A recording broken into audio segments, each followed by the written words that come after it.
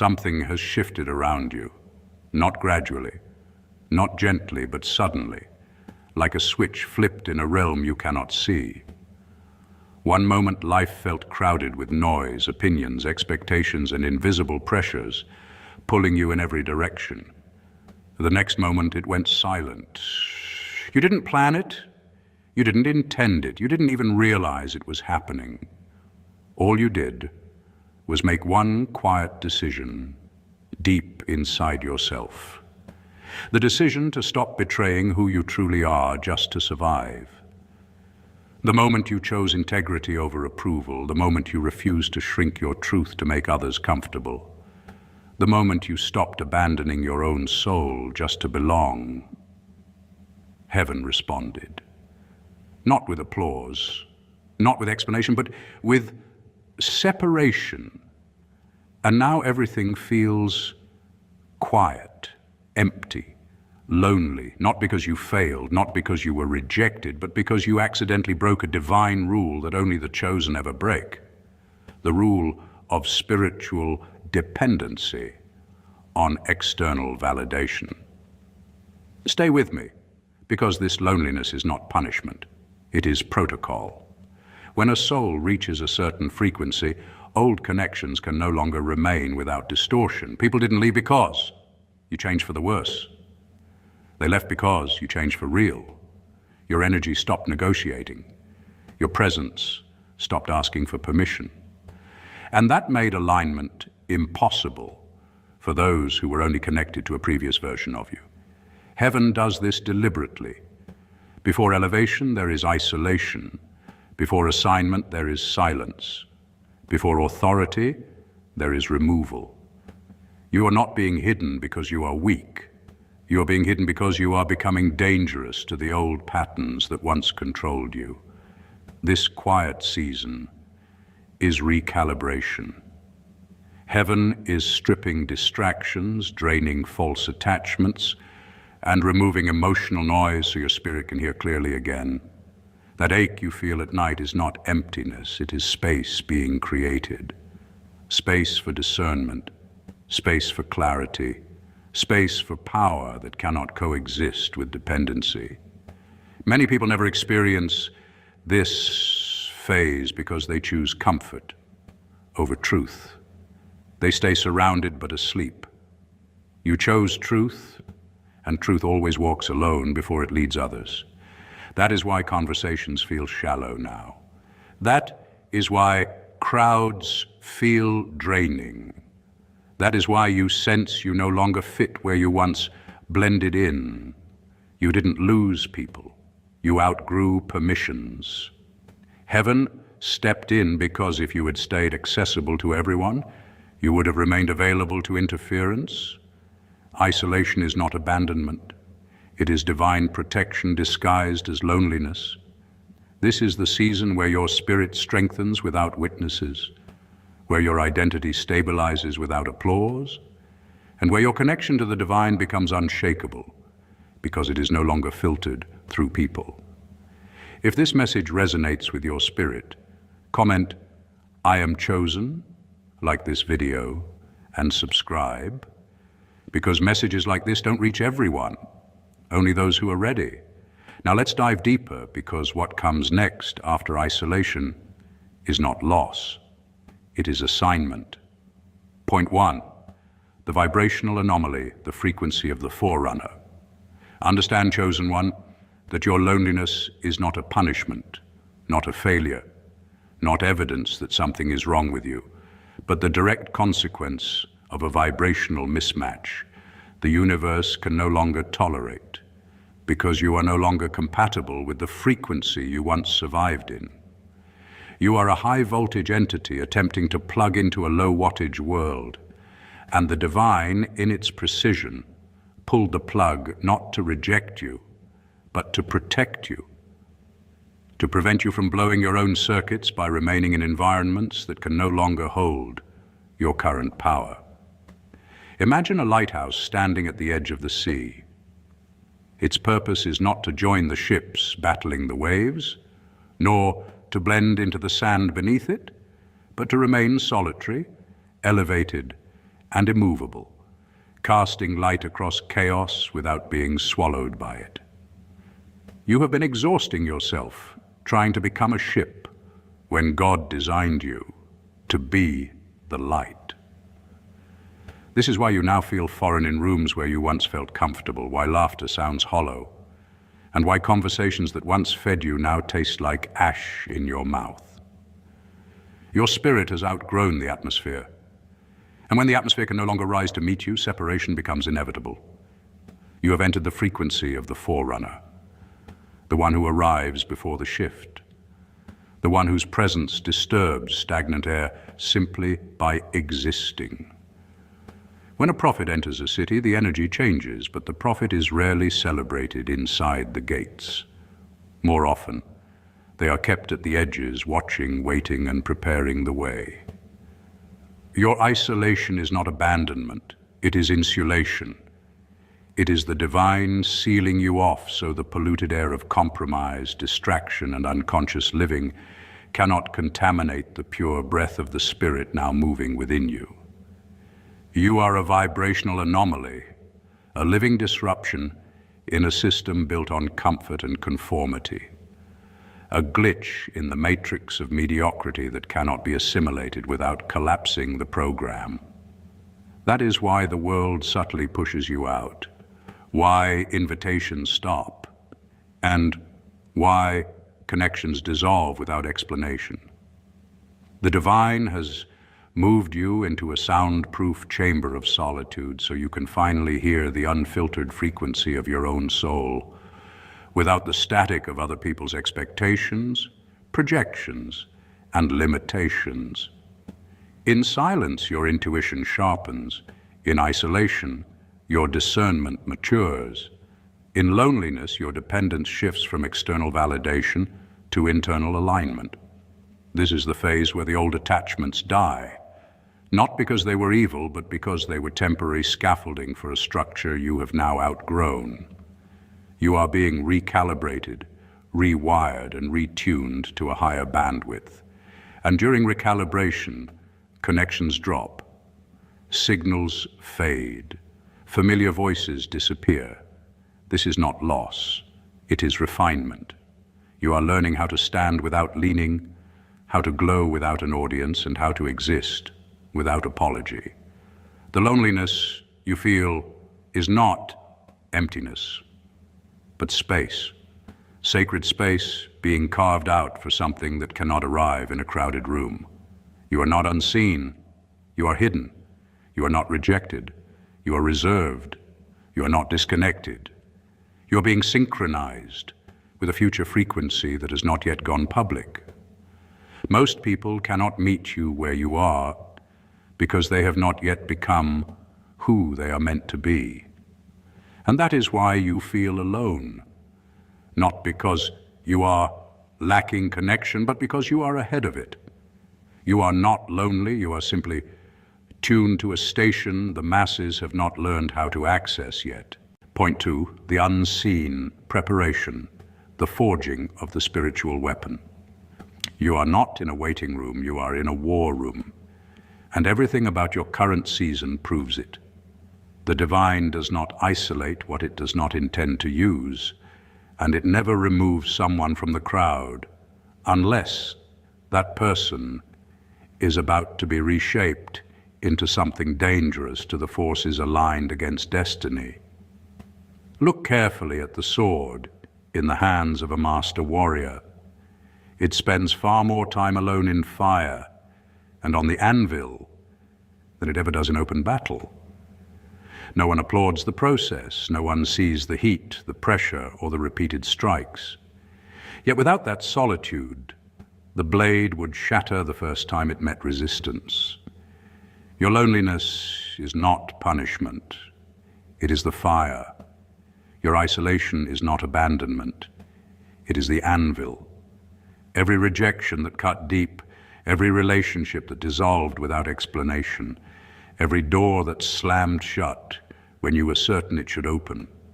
Every night you sat alone questioning your worth and asking, why me? None of it was wasted. In those moments, the hammer of the Almighty was striking with precision, shaping your inner structure, tempering your emotional core, and sharpening your discernment, so you would no longer mistake noise for truth or attention for alignment. The chosen one cannot afford fragility. If you were constantly surrounded by people, right now you would lean on borrowed strength, borrowed confidence, and borrowed identity. You would mistake companionship for confirmation. So the divine removes the crutches, not to weaken you, but to ensure that when you finally stand, you stand powered directly by the throne. This season strips away validation, applause, social cushioning, and false intimacy, because none of those things survive real assignment. You are learning how to breathe without permission, how to stand without witnesses, and how to hear instruction without external affirmation. That is not loneliness. That is sovereignty being installed. You are being trained to move without announcing yourself, to observe without reacting, and to speak only when words carry weight. You are being refined in the secret place, where ego cannot survive and truth becomes unavoidable. The shadows you sense around you are not signs of danger. They are evidence of covering. They are the shadow of the Almighty's wings stretched wide while your transformation takes place, blocking interference, silencing distractions, and shielding the work from premature exposure. Preparation at this level is intense because the mission ahead is not small. Lightweight callings require crowds. Monumental assignments require silence. You are not being hidden because you are insignificant. You are being hidden because visibility would dilute the process. There are versions of you that had to die quietly so the real you could emerge intact. What feels like delay is actually calibration. What feels like emptiness is capacity being created. When this season ends, and it will, you will not re-enter the world needy, loud, or dependent. You will move with clarity, restraint, and authority. You will not beg for access. Doors will recognize you. You will not chase validation. Truth will follow you. You are not being set aside to be forgotten. You are being set apart to become precise, unshakable, and effective. The fire is purposeful. The solitude is strategic. And when the moment comes, you will not need to announce who you are. The impact will speak for itself. Point 3, the severing of old ties, the divine escort service. There are people in your life who were never meant to witness the version of you that is being formed right now. And this realization can feel unsettling at first, because the human mind wants continuity, familiarity, and reassurance, but the soul understands seasons, thresholds, and divine timing. When you hear the phrase, heaven collapsed, what is actually unfolding is not destruction in the way the ego fears, but demolition in the way an architect clears unsafe structures before raising something sacred. What you are seeing fall apart are the bridges that tied you to who you used to be, the access points others once had to a version of you that could still be negotiated, doubted, or delayed. It may feel like abandonment on the surface, like people suddenly changed, grew distant, misunderstood you, or disappeared without explanation. But in the unseen realms, this was a divine eviction. The protection around your life assessed your environment and recognized a hard truth. Some of the people you loved were unknowingly poisoning your potential, not because they were evil, but because they could only relate to the old frequency you once occupied. They were comfortable with your smaller self, your accommodating self, and your explain yourself self, but they were not equipped to stand near the fire of who you are becoming. so they had to go.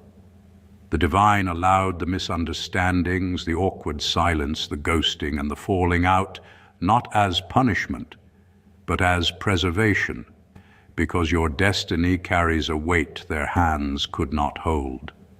You cannot bring fourth-dimensional revelations into third-dimensional relationships without creating friction, confusion, and resistance. If they had stayed, they would have questioned your intuition, minimized your calling, and labeled your evolution as ego. They would have mistaken your boundaries for coldness, your discernment for pride, and your silence for superiority.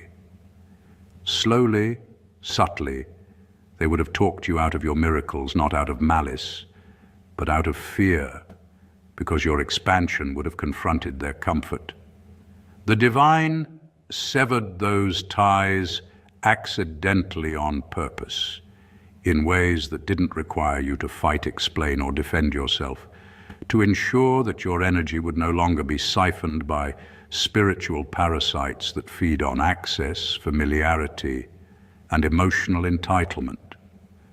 What you are calling loneliness is actually a gift of space. It is the clearing of land before construction begins, the quiet before sacred architecture rises. This season feels empty because it is unoccupied by noise, opinion, and interference. It is not abandonment, it is alignment. It is not rejection, it is redirection. You are being taught to stand without witnesses so that when the structure is complete, it is built on truth, not approval. Do not mourn the loss of those who were never designed to walk this terrain with you. Do not chase what fell away, and do not rebuild bridges the divine intentionally burned. Let them burn completely. The light from those flames is not meant to scorch you. It is meant to illuminate the path ahead. Walk forward without apology, without explanation, and without dragging the past behind you. What is being built now requires solitude, clarity, and unwavering focus. And when the time comes, those who can stand in your presence without shrinking, judging, or draining will find you, not because you searched for them, but because you finally made room for them. Point 4. The mirror of the soul, dismantling the egoic veil. In the crowd you can hide. In the noise you can ignore the rot. But in the silence of the chosen one's isolation, there is nowhere left to run, nowhere to distract yourself, and nowhere to outsource your identity. The divine has not abandoned you here. It has escorted you to this quiet edge of existence with precision. This solitude is not punishment. It is positioning. You have been brought to this place to force a confrontation with the only being who has ever truly limited your ascent, yourself. This is the point of the mirror, the moment when all external reflections are removed and you are left staring into the raw architecture of your own soul. In this space, excuses evaporate, masks crack. You are forced to see the wounds you normalized, the shadows you managed, and the fragmented versions of yourself you buried beneath approval, performance, and survival. What you are experiencing is not social isolation, it is spiritual surgery. The great physician does not operate in chaos. This procedure requires stillness, precision, and pain without anesthesia. The ego is being excised. The hunger for validation is being cut away. The false identities you assembled as armor during childhood trauma, rejection, and neglect are being dismantled piece by piece. These identities once kept you alive, but they can no longer take you where you are going. So the divine removes them, slowly, thoroughly, painfully. You are not being destroyed. You are being disassembled so you can be rebuilt without distortion. This is why the loneliness feels so heavy. It is not the absence of people. It is the weight of truth settling into your nervous system. It is the grief of realizing how long you lived, disconnected from your own center. It is the shock of discovering that when the noise stops, your soul still speaks. In this isolation, you are learning how to sit with yourself, without distraction, without numbing, without applause. You are learning that your worth does not fluctuate based on who calls, who stays, or who understands you. You are learning that you do not need to be witnessed to be real. The silence is teaching you self-containment, self-trust, and internal authority. This is where dependency dissolves. This is where external validation loses its grip.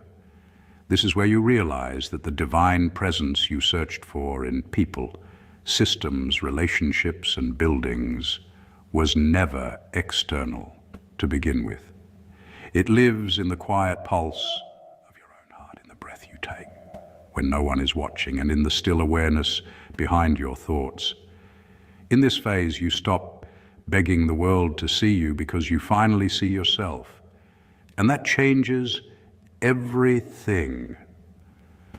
When the mirror finally clears, you will not see a lonely victim abandoned by life.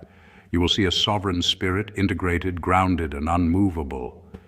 You will see someone who no longer needs permission to exist, approval to speak, or validation to lead.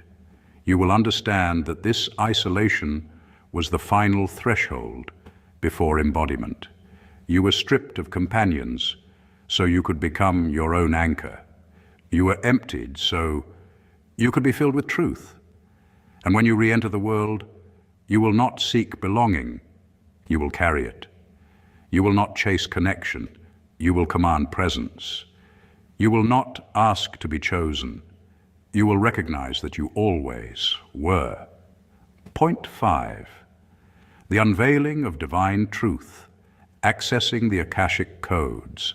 While the world is distracted by the bread and circuses of the age, endlessly scrolling, consuming noise, chasing validation and arguing over illusions, you are quietly removed from the crowd and placed into the library of the spirit, a place that cannot be accessed through popularity, religion, or permission, but only through solitude, silence, and surrender. What felt like isolation was not punishment, it was preparation. This loneliness carved out time that most people never receive.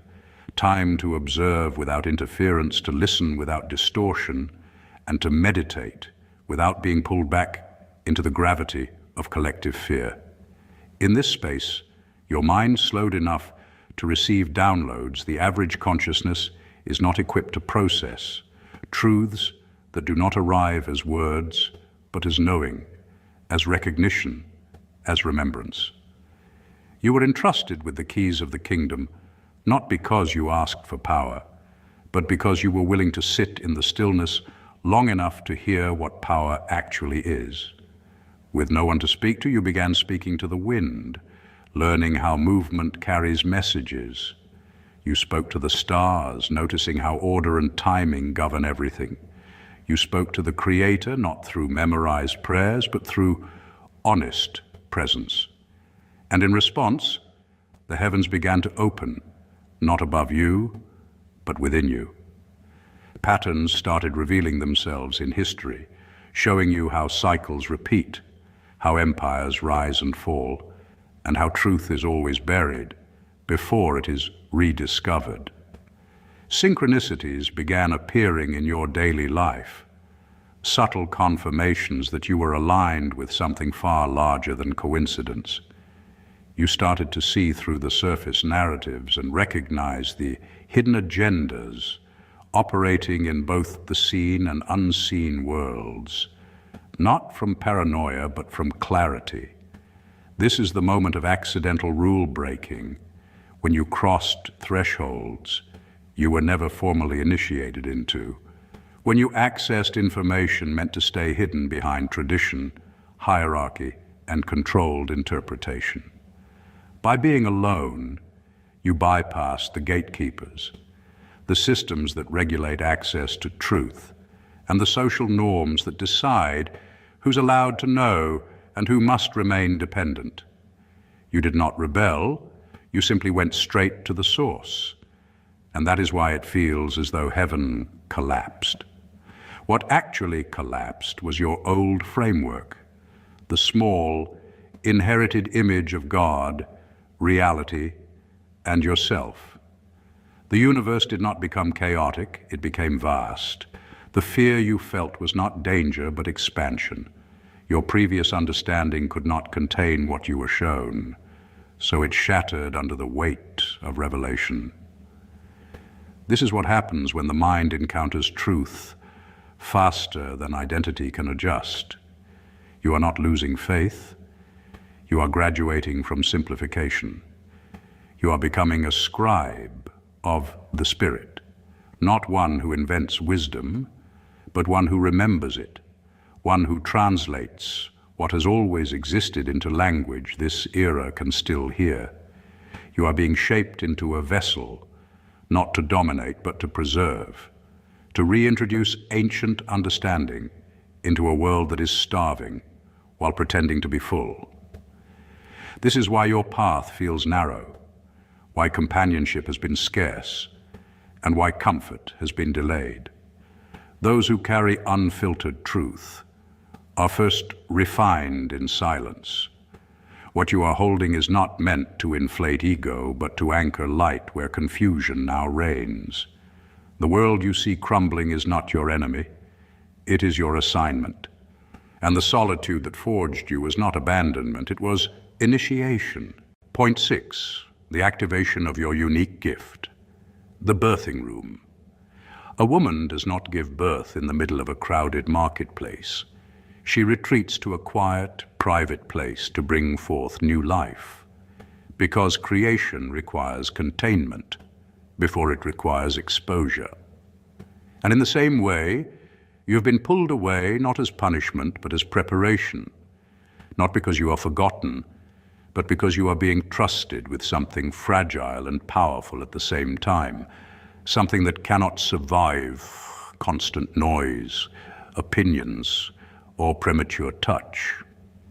You are pregnant with a purpose, a gift, a ministry, or a movement that has never existed in this exact form before. And just like any pregnancy, it brings discomfort, mood swings, pressure, and moments of fear, not because something is wrong, but because something is growing. This isolation you feel right now is your labor room, the sacred chamber where the unseen becomes formed, where vision develops bones, muscles, breath, and identity. The pressure you feel, that heavy, almost unbearable sensation of loneliness, is not evidence of abandonment. It is a contraction, the rhythmic force of the universe pushing your gift out of the spiritual realm and closer to physical expression, stretching you in ways comfort never could. If you were surrounded by too many friends, they would try to name your baby before it even opened its eyes. They would tell you what your calling should look like, how fast it should grow, how safe it should be, and how small it should remain so it doesn't threaten their worldview. And without realizing it, they would project their fears, limitations, and insecurities onto your miracle. The divine has intentionally moved you into the wilderness, into the quiet margins where applause cannot reach, so that your gift remains untainted by human opinion and untouched by premature validation. In the dark, what is real strengthens and what is false falls away. And whether your calling is a healing touch, a prophetic voice, a creative genius, or a leadership mantle that will one day influence many, it is being refined right now where no one can clap for it, correct it, or claim ownership over it. Seeds do not grow in sunlight first, they split open underground, and the splitting is not failure, it is activation. Your loneliness is not a void, it is a womb, and a womb is not silent because it is empty, but because it is focused, protected, and intentional. Every unanswered message, every quiet evening, every moment where you wonder why no one seems to understand you, is strengthening the immune system of what you are carrying, ensuring that when it finally emerges, it can withstand criticism, misunderstanding, and resistance without collapsing. If you try to escape the solitude too early, if you rush back into noise just to feel seen, you risk miscarrying the very thing you were born to bring into the world, not because it wasn't meant to live, but because it wasn't given enough time to form. Stay in the quiet a little longer, even when it feels uncomfortable, even when it feels unfair, because timing matters as much as purpose. And when the baby is finally strong enough to breathe the air of the world, you won't need to announce it. Its cry will be undeniable, its presence unmistakable, and its impact impossible to ignore. Point 7, the new covenant, creating the heaven on earth.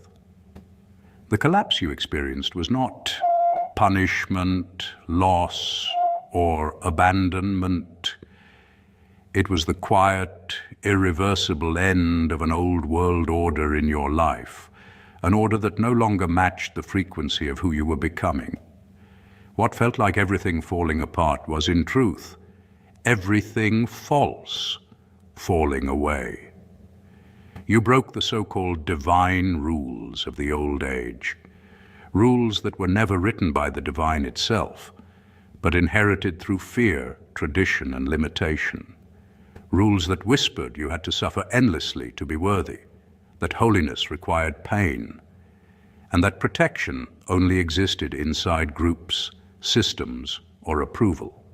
The moment you chose solitude, not as escape, but as truth, you shattered those laws.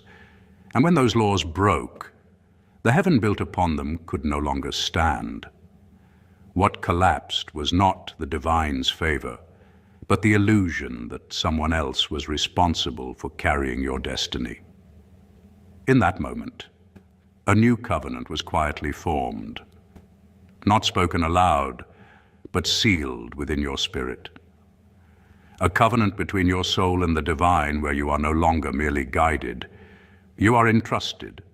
You are no longer waiting to be rescued. You are activated.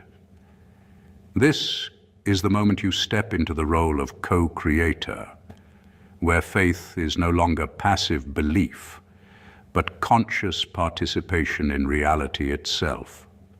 The heaven that collapsed was one constructed on your behalf by others. Belief systems, expectations, and identities that once served you, but could not contain your expansion. Now the divine is not rebuilding that old structure for you. Instead, it is placing the tools directly into your hands. Discernment, authority, stillness, creative power. This is the phase where loneliness undergoes alchemy and becomes solitude of power. Solitude is where your thoughts sharpen instead of scatter. Solitude is where your intuition grows louder than outside voices. Solitude is where your energy stops leaking into explanations, justifications, and survival patterns. You are no longer scanning the horizon for someone to arrive and save you, because a deeper realization has settled in your bones. The savior you were waiting for has always lived within you. This realization changes everything. You begin building a new reality, not from fear, but from alignment. Not from imitation, but from inner knowing. You become the authority in your own life, not through domination, but through coherence. Decisions become cleaner. Boundaries become natural. Silence becomes nourishing. This new heaven you are constructing is not restrictive or hierarchical. It is expansive, free, and internally governed. It does not demand that you perform holiness. It emanates peace without effort. It carries a stillness that surpasses understanding, because it is not dependent on circumstances. And here is the final truth that resolves the isolation you felt so deeply. The isolation does not end when people return, when recognition arrives, or when validation appears. It ends the moment you realize you were never abandoned. You were being integrated. You were not separated from the world. You were merging with something larger than identity, larger than role, larger than story. You were becoming one with the all. What felt like distance was actually union. What felt like silence was transmission. And what felt like collapse was initiation. Chosen one, dry your eyes. The era of your wandering in the desert of loneliness is coming to a close. But you will not leave as the same person who entered. You are emerging as a giant. You are emerging as a luminary. You are emerging as a pillar of fire in a world of ice. The divine has protected you, pruned you, and promoted you in the secret place. The rules you broke were just chains you outgrew. The collapse you feared was just the breaking of the shell so the eagle could fly. You are ready. The world is waiting for the sound of your voice, the touch of your hand, and the authority of your presence. Go forth with the confidence of one who has been validated by the Creator himself. If you are ready to step out of the shadows and into your glorious throne, if you accept this divine protection and are ready to lead, then let the heavens hear your roar. Go into the comments right now, seal this word in your spirit, and testify to the universe. I am chosen.